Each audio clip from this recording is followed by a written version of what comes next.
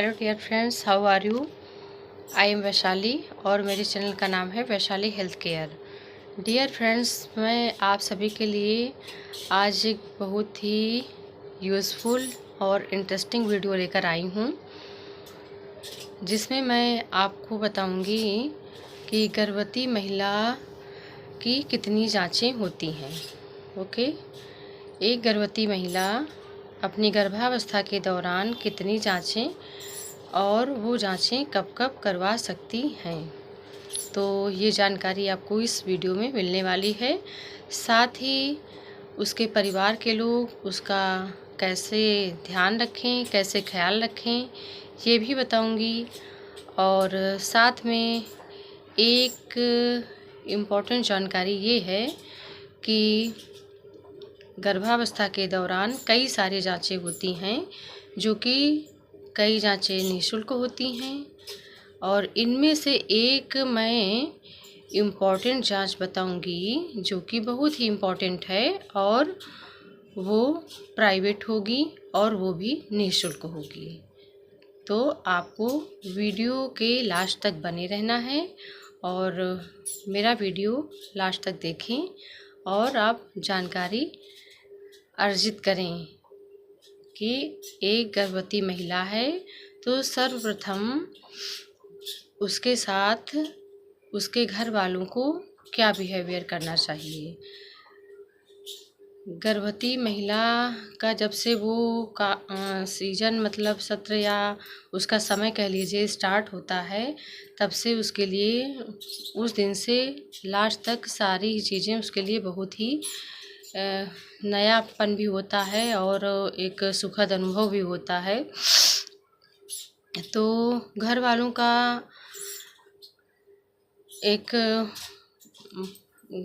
का मतलब एक ऐसा साथ होना चाहिए या ऐसा बिहेवियर होना चाहिए महिला के प्रति कि उसे कभी ये एहसास ना हो कि वो बिल्कुल अकेली है। यानी कि आपके घर में यदि गर्भवती महिला है तो आप उसका बिल्कुल ही क्या कहते हैं, ईमानदारी के साथ उसका ख्याल रखें, ना कि उसे अकेला छोड़ें। तो इससे ये होगा कि उसका भी मन लगा रहेगा और सारी चीज़ें जो भी उसको दिक्कतें होती हैं, कुछ भी प्रॉब्लम है, तो वो आपके साथ शेयर कर पाएंगी, बता पाएंगी और आप भी उसको समझ पाएंगे। तो आइए अब हम जानते हैं कि महिला को जांचें कब कब करवानी चाहिए। जब से गर्भावस्था स्टार्ट हो जाती है तब माहवारी रुकने के 1 हफ्ते के बाद से लेकर 12 सप्ताह के अंदर हमें पहली जांच करानी होती है। 12 सप्ताह कह सकते हैं या 12 सप्ताह या 3 माह के अंदर पहली जांच करानी होती है। इसके साथ ही दूसरी जांच अब हम कब कराएंगे। दूसरी जांच होगी 4 से 6 महीने के बीच, यानी कि 14 से 26 सप्ताह के बीच में करानी है। और यहाँ पे एक निःशुल्क जांच जो है, जो कि आपके लिए बहुत ही उपयोगी है, उसकी चर्चा मैं आगे करूँगी कि आपको वो जांच निःशुल्क करानी है और प्राइवेट भी होगी, उसमें कोई चार्जेस भी नहीं लगेगा और बहुत ही उपयोगी है आपके लिए। तो वीडियो प्लीज़ बिल्कुल स्किप मत करें। अब हम जानेंगे कि हम तीसरी जांच कब करा सकते हैं महिला की। तो तीसरी जांच जब महिला की करानी है तो 7 से 8वें महीने में हम महिला की तीसरी जांच करा सकते हैं। उसके साथ ही चौथी जांच जब करानी है, तो अब चौथी जांच कब कराएंगे ये भी रहता है ना। तो चौथी जांच जब 9वां महीना स्टार्ट होता है तो 9वें महीने के पहले हफ्ते से लेकर प्रसव के पहले, यानी कि जब तक प्रसव नहीं होता है उसके बीच में हमें चौथी जांच करवा देनी है। तो ये तो रही कि गर्भवती महिला अपनी जांच कब कब करवाएंगी। अब ये होता है कि जांच कराने के फ़ायदे क्या होते हैं। तो जांच कराने का सबसे अच्छा फ़ायदा ये है कि जांच के दौरान ये पता चल जाता है कि जो गर्भस्थ शिशु है और माँ है, उसका विकास कैसे हो रहा है और उसे कोई समस्या तो नहीं है। ख़ास करके गर्भवती महिलाओं में जो गंभीर जटिलताएं होती हैं उनका समय रहते पता चल जाता है, तो समय से उसका ट्रीटमेंट हो जाता है, तो बच्चा स्वस्थ पैदा होता है। ये बहुत सारी चीज़ें हैं इसमें। और उसके बाद फिर जांच आप इसमें कौन कौन सी करा सकते हैं, तो सबसे पहले इसमें रक्तचाप की जांच, यानी कि आप अपना बीपी, शुगर, ये जांच कराना बहुत ही आवश्यक है। शुगर की बात हुई है तो यहाँ पे शुगर का तात्पर्य ये है कि किसी किसी को गर्भ जनित शुगर भी होता है, तो वो अपनी जांच इसकी ज़रूर कराएं। साथ में मूत्र की जांच है, शुगर की जांच है और हीमोग्लोबिन की जांच होती है कि आपका हीमोग्लोबिन है कितना है, मतलब आपकी ब्लड की मात्रा कितनी है आपके शरीर में। तो ये सारी चीज़ें जांच कराने से पता चल जाती हैं। और ये सारी सेवाएं आपके नज़दीकी स्वास्थ्य केंद्र में सभी निःशुल्क हैं। जी, जो लोग, मैं यहाँ से कहना चाहती हूँ कि जो लोग इधर उधर भागते हैं, जांच कराते हैं, तो उनको सही जानकारी नहीं मिल पाती। शायद उनको इस वजह से काफ़ी प्रॉब्लम होती हैं या काफ़ी दिक्कतें होती हैं। तो आप लोग ऐसा बिल्कुल ना करें। आपके नज़दीक में जो स्वास्थ्य केंद्र हैं वहाँ पर जाएं और अपना निःशुल्क इलाज करवाएं। उसमें किसी प्रकार की कोई दिक्कत नहीं है। और इसके साथ भी और कई सारी जांचें होती हैं। यदि आप स्वास्थ्य केंद्र जाएंगे तो वहाँ पर देखेंगे कि कितनी सारी महिलाएं हैं जो अपनी जांच करवाती हैं। और महिलाएं क्या करवाती हैं, जितनी भी गर्भवती महिलाएं हैं उनको समय समय पर अपनी जांच करवानी ही चाहिए।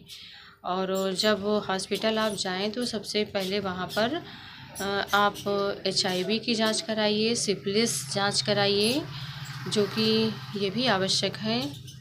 और थायराइड की भी जांच होती है, ये भी कराना आवश्यक होता है। हेपेटाइटिस बी है। और उसके बाद ब्लड ग्रुप होता है, फिर ब्लड ग्रुप होता है। और ब्लड ग्रुप के साथ साथ RH फैक्टर होता है जिसमें प्रोटीन की जांच होती है, आप वो करवा सकते हैं। इतनी सारी जांचें आपकी हो गई। अब इसके साथ में होगी पेट की जांच। पेट की जांच अब आप कब कराएंगे, ये भी एक क्वेश्चन है। तो पेट की जांच होती है 3 महीने के बाद, यानी कि जब से आपकी प्रेगनेंसी स्टार्ट हुई है उसके 3 महीने बीत जाने के बाद पेट की जांच होती है।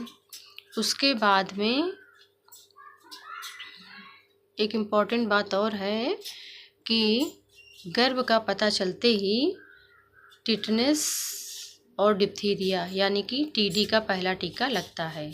अब ये पहले जो प्रोसेस चलता था कि अगर कोई भी महिला प्रेग्नेंट है तो उसका 3 मंथ यानी कि 3 महीने बीत जाते थे, 4 महीने बीत जाते थे, तब उसको टीका लगता था।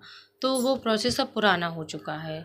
नए प्रोसेस में ये है कि जैसे ही गर्भ का पता चलता है वैसे ही आप तुरंत TD फर्स्ट का टीका लगवाएं और उसके 1 माह के बाद TD सेकंड का टीका लगता है।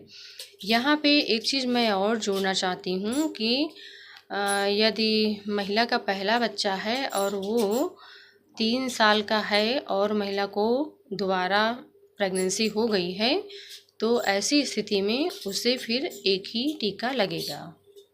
समझ गए? यानी कि महिला जो पहला बच्चा हुआ है उसके बाद दूसरी प्रेगनेंसी 3 साल के अंदर हो जाती है तो उसमें टिटनेस यानी कि TD का एक ही टीका लगता है। बाकी और सारी जांचें आपको करानी होती हैं। सारा प्रोसेस वैसे ही करना होगा, सिर्फ आपको टीका यहाँ पर एक लगेगा। तो ये हो गया। उसके बाद में जिसका आप बड़ी ही बेसब्री से इंतज़ार कर रहे थे कि कोई ऐसी जांच है जो प्राइवेट होनी है और निःशुल्क भी होनी है, तो वो कौन सी है। तो अब उसका इंतज़ार ख़त्म हुआ। अब मैं बता देती हूँ। इसके साथ ही यहाँ मैं एक चीज़ और बोलूँगी कि मेरा चैनल है वैशाली हेल्थ केयर। आप लोग इसको देख रहे हैं तो प्लीज़ सब्सक्राइब कर लीजिए, लाइक शेयर कर दीजिएगा और ऐसी लेटेस्ट वीडियो आपको मिलती रहेंगी मेरे चैनल पर। ओके, तो अब मैं जिस जांच के बारे में बात करने जा रही हूँ वो है आपका अल्ट्रासाउंड। आप सोचेंगे तो अल्ट्रासाउंड तो बहुत ही कॉमन है, बहुत ही नॉर्मल है, कहीं भी आप करा सकते हैं। और कराते भी होंगे। तो उसमें ऐसा मैं क्या बताने वाली हूँ कि आपके लिए सुपर हो सकता है। तो बताने वाली ये हूँ कि आपके यहाँ पर जो नज़दीकी स्वास्थ्य केंद्र है, सीएससी है, पीएससी है, डिस्ट्रिक्ट हॉस्पिटल है या एम्स के जो भी हॉस्पिटल हैं, वहाँ पर हर माह की महीने की 9 तारीख को मातृत्व दिवस मनाया जाता है, जिसके अंतर्गत वहाँ पर सरकार द्वारा प्रदत्त ई रूपी वाउचर्स वहाँ से जनरेट किया जाता है। यानी कि जो भी गर्भवती महिला वहाँ पर जाएगी उसे प्राइवेट हॉस्पिटल के लिए एक ई रूपी वाउचर्स उसको दिया जाता है।